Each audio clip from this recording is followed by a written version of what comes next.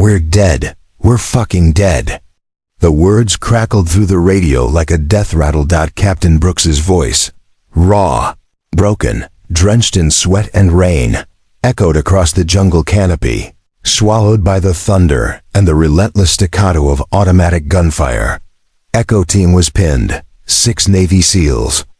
The best of the best, trapped in a narrow ravine, surrounded by a cartel force that knew every tree, every shadow, every blind spot. They were running low on ammo. 1 man was already down, 2 others were bleeding, and the storm? It had grounded.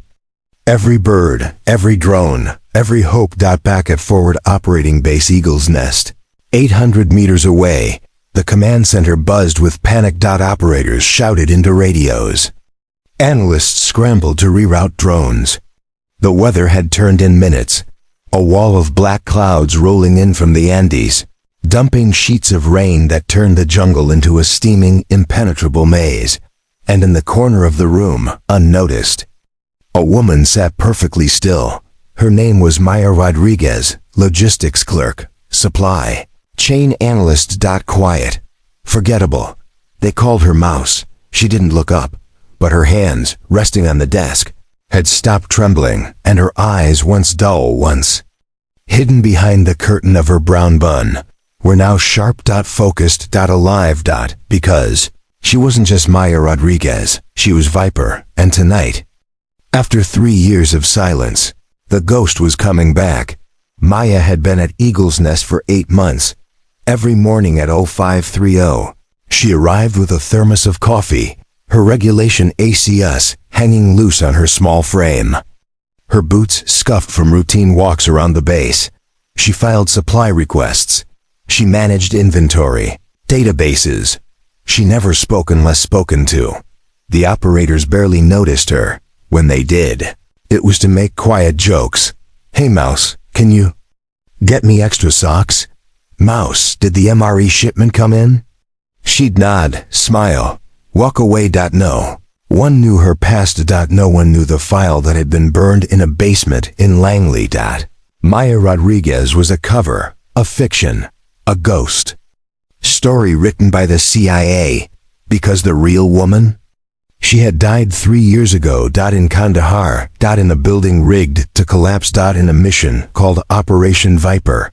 And now, as the radio screamed and the jungle burned, the dead woman was about to remind the world why some legends never stay buried. Maya's desk was neat. Pens in a cup, notebooks stacked, a single photo of a mountain range, the only decoration. But beneath it, a drawer. Locked. Not on the base's inventory list. Not in any security log. Just a small biometric lock, keyed to her fingerprint. She hadn't opened it in 3 years. Not since the day she'd been told, "You're dead now. Stay dead, or they'll make it real." She'd agreed, because the alternative was worse. But now? Now men were dying. Good men. Men who didn't know they were being hunted by a force far beyond a cartel. And Maya? She was the only one who could stop it. Her hand moved. Not fast. Not dramatic. Just certain. She pressed her thumb to the lock. It clicked open. Inside, a rifle case. Black, unmarked, with a small etching. A coiled Viper. A ghillie suit, folded with military precision. Not standard issue. Not even close. A medical pouch with vials of a compound so classified. It didn't have a name, and a challenge coin, trident on one side, Viper on the other. She didn't hesitate. She lifted the case. And for the first time in 3 years, Viper woke up. Colonel Harrison walked into the command center at 2147. Tall, weathered, eyes like stone. He'd seen war. He'd seen cover-ups. He'd seen men vanish. But he'd never seen a woman like Maya Rodriguez. He'd been the one to assign her to Eagle's Nest, on direct orders from Langley. Keep her quiet. Keep her safe. And if she ever opens that drawer, protect her. Now. He saw her. Standing. Case in hand. Ghillie suit over her shoulder. And in her eyes? Not fear. Not hesitation. Purpose. Their eyes met. No words. Just a lifetime of shared Secrets in a single look. Harrison nodded and said, loud enough for the room. Getting some air. Storms making everyone twitchy. One of the junior operators glanced up. Where's Mouse going with that gear? Harrison didn't blink. She's got her ways. The operator turned back to his screen. He didn't see the tattoo dot, the one that peeked from under Maya's sleeve, a viper dot coiled dot ready to strike. Outside, the rain fell like bullets. The compound was a maze of mud, shadows, and motion sensors. Maya moved like she'd been born here. She knew the blind spots. She knew the drainage paths. She knew the trees that didn't creak, because she'd scouted them, every walk, every hobby project. Every time they thought she was just a quiet clerk, she was mapping, planning, waiting. She reached the perimeter. Fence, paused, opened the case, and in 27 seconds, the rifle was assembled. Not a standard issue, no. This was custom, .338. Lapua Magnum thermal optic scope with satellite-grade resolution atmospheric sensor array that calculated bullet drift in real-time, suppressor that turned a thunderclap into a whisper. She slipped into the ghillie suit. The fabric wasn't just camouflage. It was art. Weighed with local vegetation. Moss, leaves, vines, all treated to resist mold, scent, and thermal detection. She looked up. The jungle loomed. Wet. Alive. Done. For the first time in years. So was she. She stepped through the fence, and the shadows swallowed her whole. Back in the ravine, Echo Team was losing. Brooks screamed into the radio. We need help now. They're flanking us. RPGs incoming. An explosion rocked the canyon. Dust. Screams, gunfire, then silence, until the radio crackled again. A new voice. Calm. Cold. Uncheckable. Ukinko team. New call sign on net. Stand by for fire support. Silence. Even the gunfire paused. Brooks, blood in his eye, snarled. Great. Which secretary?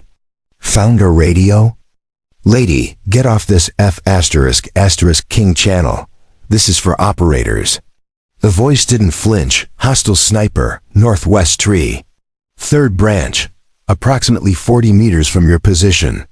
Duck in 3, 2, 1. A single shot, a thunderclap. In the storm. Through the scope, Maya saw the impact.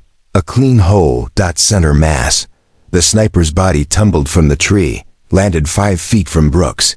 He stared. Then whispered, "Holy *****. The radio went silent. Then confirm visual on the body. Lieutenant Carter, voice shaking. Confirmed. Hostile down. Who is this? The answer came, soft as rain. Someone who's going to get you home. Maya moved, not in a straight line. In a pattern. She'd scouted this ridge weeks ago, knew every rock, every root, every patch of mud that wouldn't hold a footprint. She reached her first overwatch point. Settled. Breathed. And became invisible. Through the scope, the jungle revealed itself in heat. Red. Orange. Yellow. The cartel fighters moved well. Discipline. Not thugs. Soldiers. And that's when she saw it. The radio pack, the hand signals, the formation. This wasn't a random ambush. This was a professional operation. And that meant one thing. El Cazador was here. Eduardo Cazador, former Mexican Special Forces, trained at Fort Bragg, turned mercenary, 32. Confirmed kills. And a personal score to settle. Because 3 years ago, in Kandahar, Viper had nearly killed him, and now? He was back. To finish the job. Maya's earpiece crackled. A new voice. Smooth. Calm. Deadly. I know you're listening. Shooter. This is Eduardo Cazador. Perhaps you've heard of me? Maya didn't respond. She was already calculating. Wind. Distance. Humidity. Body heat.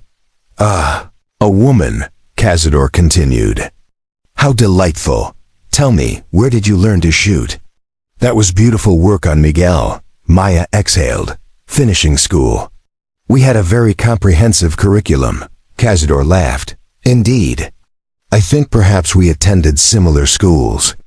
Tell me, do they still teach the walking technique at Benning? She didn't answer, but her finger tightened on the trigger, because he was right. They had gone to the same school. Just different sides of the same war. Tell me your name. Cazador said. Professional courtesy. I am Eduardo Cazador, formerly of Grupo Aeromovil de Fuerzas Especiales. And you? Maya paused. Then, once upon a time they called me Viper. Silence. Even the jungle seemed to hold its breath. Then, no Viper died in Kandahar. The CIA confirmed it. Maya smiled. The CIA confirms a lot of things. Doesn't make them true.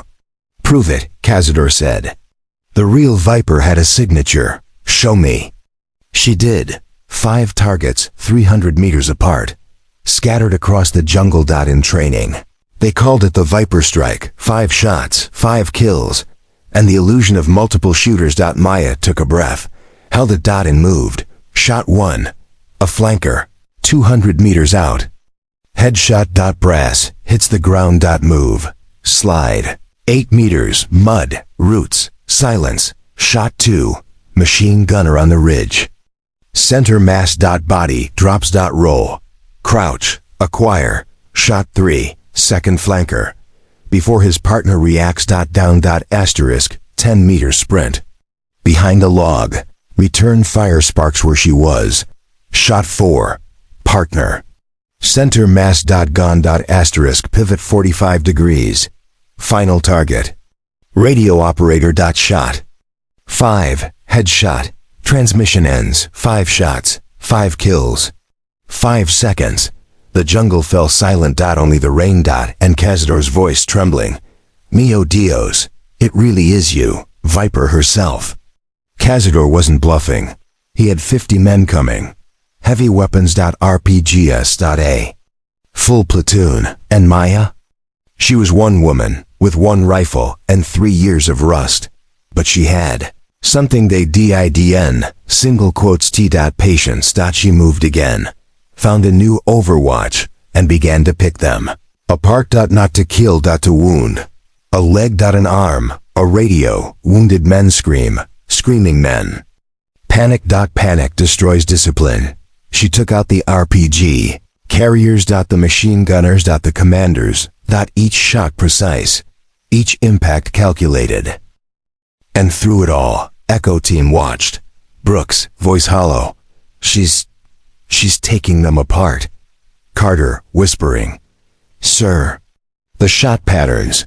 I've seen these before. Operation Viper. That can't be, Brooks. She's dead.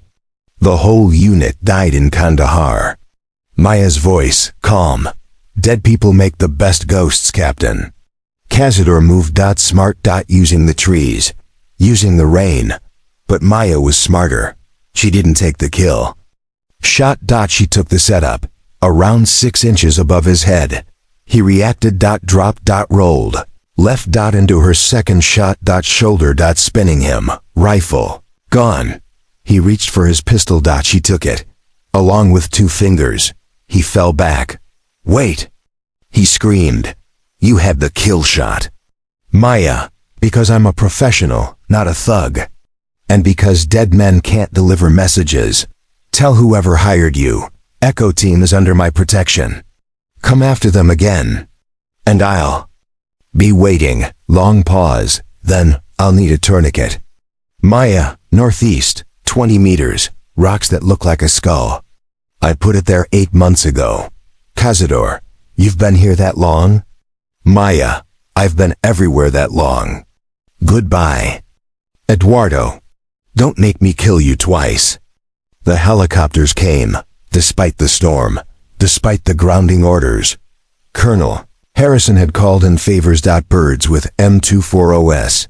Troops ready to extract. Echo Team. Moved. Fast. Smooth. Alive. Brooks, over the radio. Who are you? Maya, already vanishing. 3 years ago, the CIA needed someone who could operate where soldiers couldn't. They found 12 of us, all women, all with skills. They called us the Viper Unit. The mission in Kandahar was a trap. My team died. The CIA reported me dead too. I became Maya Rodriguez, a ghost with a desk job. But some ghosts refused to stay buried. 6 months later, Maya sat at her desk typing supply requests, filing reports, the same quiet clerk, but on her desk, a challenge coin. Trident. Viper. A. Knock. Colonel Harrison. He placed a folder down. Satellite images. A compound in Venezuela. Armed guards. Fortified. Walls. And in the center, a building identical to the one in Kandahar. Same architect, same design. Same organization. Maya's voice was flat. When? Harrison, 2 weeks. Delta team is going in.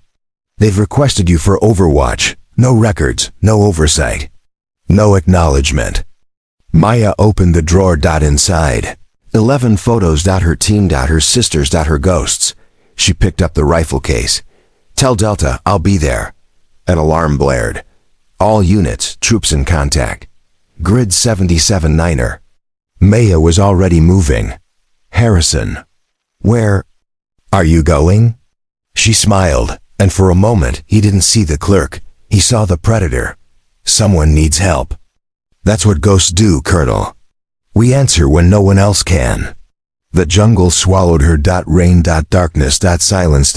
And somewhere out there, soldiers fought, praying for a miracle, unknowing that the miracle was already moving. Through the mud. Through the shadows, through the storm, Maya Rodriguez was gone. But Viper? She had never left, because some legends don't die. They wait for the next call, the next shot, the next chance to prove that even in the darkest night, the ghost is watching.